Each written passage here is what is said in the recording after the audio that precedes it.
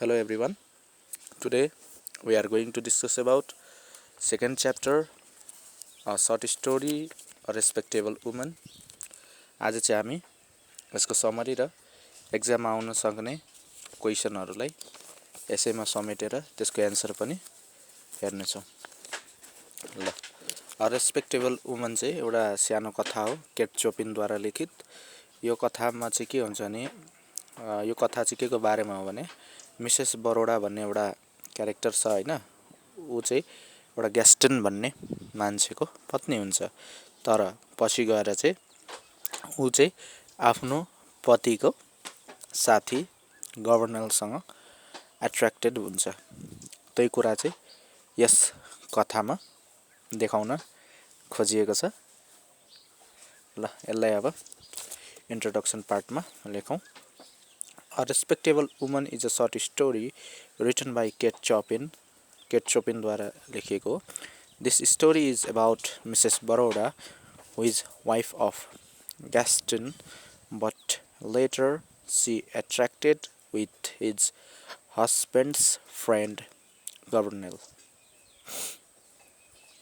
ठिक छ, यही कुरा चाहिँ देखाइएको छ यस कथामा। अब यो कथामा चाहिँ के छ भने मेनली मिसेस बरोडा चाहिँ आफ्नो पतिको हस्बेन्डको प्लान्टेसनमा गएको हुन्छ, जहाँ चाहिँ अब सब्जी खेतीहरू गरेको हुन्छ नि, त्यस ठाउँमा जान्छन् हैन मिसेस बरोडा। अनि त्यसपछि त्यहाँ चाहिँ उसको हस्बेन्डले के हुन्छ भने मेरो एउटा कलेज फ्रेन्ड छ गभर्नर, त्यो चाहिँ हाम्रो यहाँ प्लान्टेसनमा आउँदैछ भनेर भन्छ हैन उसको पतिले। त्यसपछि उनी चाहिँ अलिकति अपसेट हुन्छन्। किनभने ऊ त आफ्नो अब इन्जोय गर्नको लागि गएको थिइन् हैन, अब हस्बेन्डसँग एकान्तमा समय बिताउने भनेर। तर उसको साथी पनि आइरहेछ, हस्बेन्डको साथी। अब हाम्रो अलिकति सेक्रेसी अलिकति ब्रोक हुन्छ, भङ्ग हुन्छ भनेर उनले चाहिँ उनी अलिकति अपसेट भएको थिइन्। ल, अब यसैलाई लेखौँ। At the beginning of the story, कहानीको सुरुवातमा Mrs Baroda visited to her husband's plantation.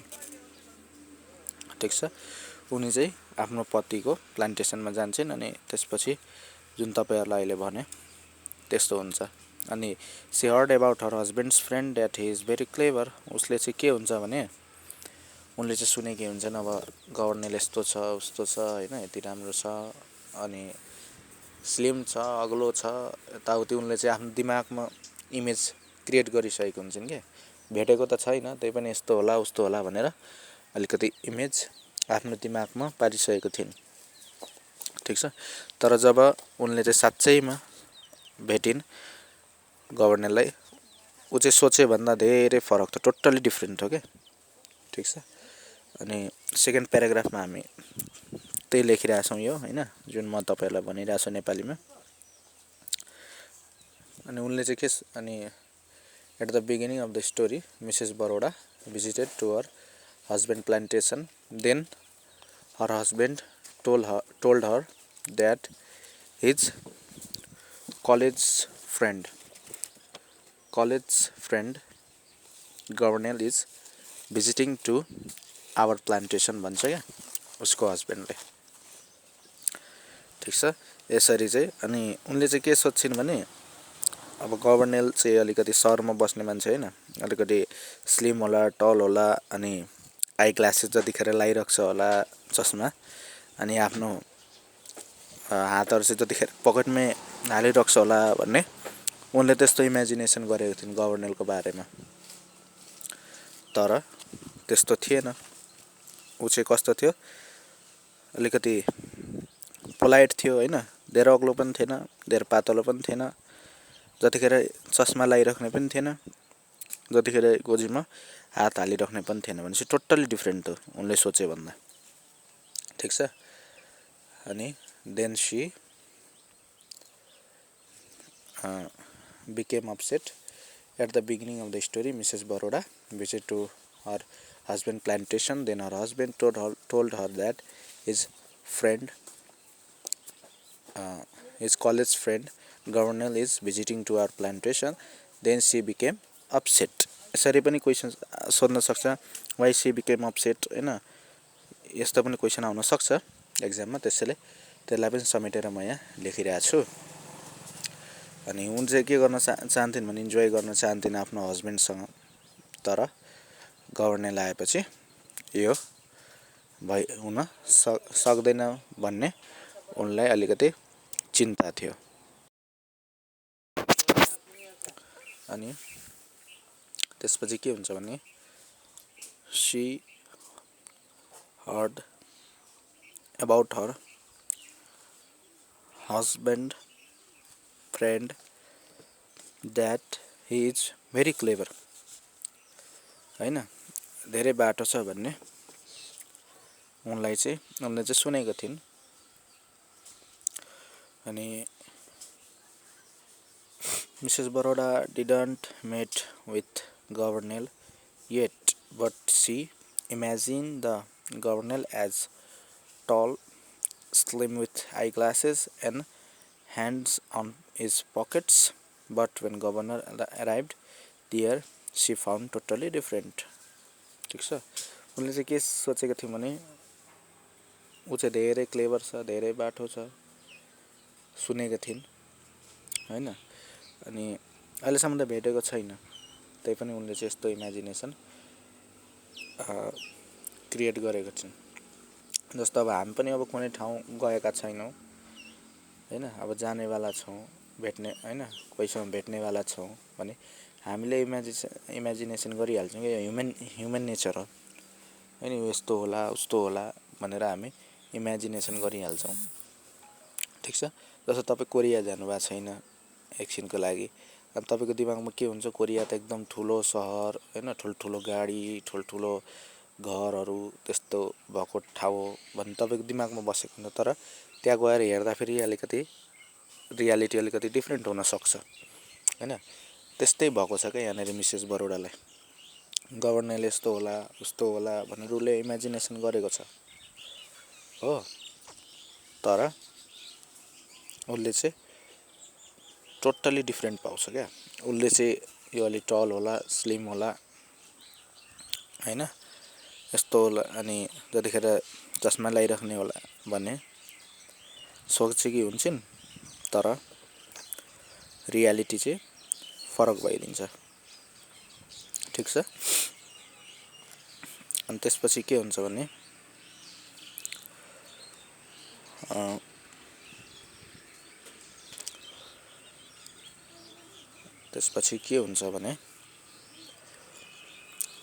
कहानी मिसेस बरोडा चाहिँ के हुन्छ भने उसलाई देखेर अब एट्र्याक्ट हुन थाल्छन् क्या। अनि ऊ चाहिँ आफ्नो डिजायरहरू, सेक्सुअल डिजायरहरू चाहिँ गभर्नरबाट पुरा गर्न चाहन्छन् हैन, तर गभर्नरले चाहिँ त्यस्तो केही पनि रेस्पोन्स देखाउँदैन। ठिक छ, मिसेस बरोडा उसँग कुरा गर्न चाहन्थिन् हैन, तर ऊ चाहिँ गभर्नर चाहिँ त्यस्तो कुनै पनि रेस्पोन्स देखाइरहेको हुँदैन, केही पनि त्यस्तो खाले रेस्पोन्सहरू देखाइरहेको हुँदैन। अनि इमेजिनेसन भन्दा चाहिँ फरक पाउँछन् हैन। अब यो चाहिँ अलिकति पोलाइट, धेरै अग्लो पनि हैन, धेरै पातलो पनि हैन, जतिखेर पकेटमा हात राखिराख्ने पनि हैन, त्यस्तो खाले उनले चाहिँ भेट्छन् हैन। अनि के हुन्छ त्यसपछि Mrs Baroda started to attracted with governor हैन, एट्र्याक्टेड हुन चाहिँ थालिन् के, अब एट्र्याक्टेड हुन सुरु गरिन्। अनि के हुन्छ भने she wants to fulfill her sexual desires with governor, but he didn't show any response. उसले चाहिँ केही पनि रेस्पोन्स देखाउँदैन। Mrs Baroda talked with him, but he doesn't talk with her like Mrs Baroda हैन। मिसेस बरोडा चाहिँ उनसँग कुरा गर्न चाहन्थिन् हैन, तर मिसेस बरोडा जस्तै चाहिँ ऊ चाहिँ कुरा गर्दैनथ्यो मिसेस बरोडासँग, ठिक छ। अनि Mrs Baroda blame to his husband that you said to me governance is very clever but I didn't saw that. तिमीले आफ्नो बुढालाई के आरोप लगाइन् भने तिमीले चाहिँ मलाई के भनेको थियो भने तिम्रो गभर्नेन्स चाहिँ धेरै क्लेभर छ, तर मैले चाहिँ त्यस्तो केही पनि देखिनँ, ठिक छ। Gaston disagree with Mrs Baroda about Gouvernail and told her that Gouvernail is very tired and by doing his job that's why I invited him to take rest here. उसले चाहिँ के गर्यो भने डिनाइ गर्यो आफ्नो तोसँग, के भन्नु भने के ब्लेम गर्यो भने तिमीले भनेको थियौ ऊ चाहिँ धेरै क्लेभर छ, तर मैले चाहिँ उसलाई केही त्यस्तो देखिनँ होइन। ग्यास्टन डिसअग्री गर्यो क्या उसले चाहिँ मिसेस बरोडा एबाउट गभर्नेलको बारेमा चाहिँ डिसअग्री के गर्यो भने गभर्नेल चाहिँ धेरै थकित भएको छ, धेरै थाकेको छ, किन आफ्नो कामबाट काम धेरै गरेको थियो होइन, केही कारण थियो होला, अब केही काम थियो होला उसको, काम बढी गरेको कारण चाहिँ ऊ अलिकति थाकेको थियो, त्यसैले चाहिँ मैले यहाँ आराम गर्नको लागि उसलाई बोलाएको हो, यहाँ इन्भाइट गरेको हो, त्यस कारणले चाहिँ है। अनि क्वेसन आउन सक्छ why Gaston disagree with Mrs Baroda about Gouvernail, कुन कुरामा चाहिँ ग्यास्टन चाहिँ डिसअग्री भयो होइन, डिसअग्री भयो कोसँग मिसेस बरोडासँग ग्यास्टनको गभर्नेलको बारेमा भनेपछि ए लेख्नुपर्छ हामीले, ठिक छ। यो क्वेसन पनि आउन सक्छ, त्यसैले ध्यान दिनु होला। अर्को हेर्नुहोस् के हुन्छ भने त्यसपछि Mrs Baroda was attracted very badly with Gouvernail होइन, गभर्नेलसँग एकदम ब्याडली एट्र्याक्टेड भइसकेको हुन्छ। अनि she wanted to fulfil her sexual desires with Gouvernail होइन, but tag of respectable woman controlled her to do so. उसलाई चाहिँ ऊ चाहिँ आफ्नो सेक्सुअल डिजायरहरू होइन गभर्नेलसँग पुरा गर्न चाहन्थिन्, तर यो एउटा ट्याग जुन छ नि रेस्पेक्टेबल वुमन, प्रतिष्ठित आइमाईको चाहिँ जुन ट्याग थियो उसले चाहिँ उनलाई यो गर्नबाट रोकिरहेको थियो, controlled her to do so है। अनि के छ she had inner conflict to stay honest with Gaston or fulfil her desires. उनको चाहिँ भित्र अन्तर्द्वन्द्व चलिरहेको थियो भित्रै के कि आफ्नो पतिसँग अनेस्ट भएर इमान्दार भएर बस्ने कि त आफ्नो जुन इच्छाहरू छ त्यसलाई चाहिँ पुरा गर्ने, यो चाहिँ कन्फ्लिक्ट चलिरहेको थियो, द्वन्द्व चलिरहेको थियो उनको दिमागमा, के गरौँ नगरौँ होइन, उनको दिमागमा चाहिँ त्यो कन्फ्लिक्ट एकदम चलिरहेको थियो। उनलाई चाहिँ अनि उनी आफ्नो डिजायरहरू फुलफिल पनि गर्न सक्थिन्, तर उनलाई केले रोकिरहेको थियो, रेस्पेक्टेबल वुमनको ट्यागले रोकिरहेको थियो। अनि उनले चाहिँ आफूले आफूलाई कन्ट्रोल गर्न सकिरहेको थियो नि, she can't control her self, so she decided to leave there she decided to leave her house until Gouvernail leave there. जबसम्म गभर्नेल चाहिँ यहाँ बस्छ तबसम्म चाहिँ म आफ्नो घरमा बस्दिनँ, म यो घर छोडेर जान्छु जबसम्म गभर्नेल यहाँ बस्छ भनेर उनले सोचिन्। Gaston thought that Mrs Baroda wants to leave house because she thinks Gouvernail is very boring person and he disturb them, ठिक छ। उसले अब मिस्टर ग्यास्टनलाई चाहिँ थाहा छैन ऊ एट्र्याक्टेड भएको छ भनेर होइन। अनि ग्यास्टन चाहिँ के सोध्छ भने अब मेरो साथी मेरो पत्नीलाई चाहिँ के लागिरहेछ भने मेरो साथी अलिकति बोरिङ छ अनि उसले चाहिँ हामीलाई डिस्टर्ब गरिरहेछ, हाम्रो एकान्त जीवनलाई हाम्रो शान्ति भङ्ग गरिरहेछ, त्यस कारणले चाहिँ मेरो पत्नी चाहिँ घर छोडेर जान खोजिरहेछ भन्ने सोध्छ। But reality was different, reality चाहिँ के थियो, डिफ्रेन्ट थियो, फरक थियो। She left there home because she can't control her self from getting closer to Gouvernail. उनले चाहिँ आफूले आफूलाई रोक्न सकिरहेको थिएनन् के गर्न, closer to Gouvernail, getting closer to Gouvernail, नजिक हुनबाट आफूले आफूलाई रोक्न सकिरहेकी थिएनन्, ठिक छ। After some months in summer season Gaston asked to Mrs Baroda to call गभर्नेल, ठिक छ। केही महिनापछि इन समर सिजनमा चाहिँ के छ भने ग्यास्टनले फेरि सोध्छ मिसेस बरोडालाई के अब गभर्नरलाई फेरि बोलाउँ, बट सी डिनाइड, तर उनले चाहिँ होइन बोलाउनु पर्दैन भनेर इन्कार गरिदिन्, Then she thought that she is not only respectable woman, she is also sensible woman. उनले त्यसपछि के सोचिन्, म रेस्पेक्टेबल वुमन मात्र होइन नि त, म त एउटा सेन्सिबल वुमन पनि हो, बुद्धिमान चलाक वुमन पनि त हो. We have to keep something secret. हामीले चाहिँ केही कुराहरूलाई चाहिँ सिक्रेटमा राख्नुपर्छ होइन, कसैलाई भन्नु हुँदैन.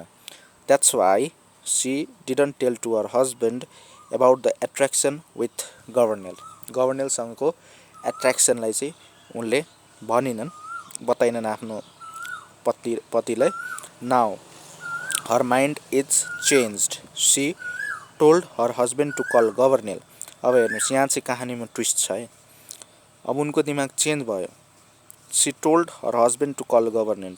उनले चाहिँ आफ्नो हस्बेन्डको साथीलाई, हस्बेन्डलाई चाहिँ बोलाऊ भनेर भन्यो. Now she is going to make relation with Gouvernail and forget the tag of respectable woman. अब उनले चाहिँ के गर्न चाहन्छन्, अब रेस्पेक्टेबल वुमनको ट्यागलाई चाहिँ हटाएर, हे भाडमा जाओस् रेस्पेक्टेबल वुमनको ट्याग, म आफ्नो डिजायर पुरा गर्छु भनेर उनले चाहिँ अब रेस्पेक्टेबल वुमनको ट्यागलाई छोडेर she just want to fulfil her desire. अब उन चाहिँ आफ्नो डिजायरहरू फुलफिल गर्नतर्फ सोध्छिन्. यो चाहिँ हो कहानीको ट्विस्ट. कि उन चाहिँ अब यो कहानीभरि चाहिँ उनी रेस्पेक्टेबल वुमनको भूमिका निभाइरहेका हुन्छन्, तर लास्टमा गएर चाहिँ उनले त्यो रेस्पेक्टेबल वुमनको ट्यागलाई बिर्सेर आफ्नो डिजायरहरू पुरा गर्न चाहन्छन्. ल, यति नै हो. तपाईँहरूले एक दुईचोटि पढेपछि याद भइ नै हाल्छ. अनि याद भएपछि यसबाट जस्तो क्वेसन आए पनि हामी सजिलै सल्भ गर्न सक्छौँ. अब तपाईँहरूले मोडल हेर्नु भएको छ छैन, सर्ट क्वेसन पनि 2 मार्क्सको आउँछ होइन, अनि लङ क्वेसन पनि आउँछ.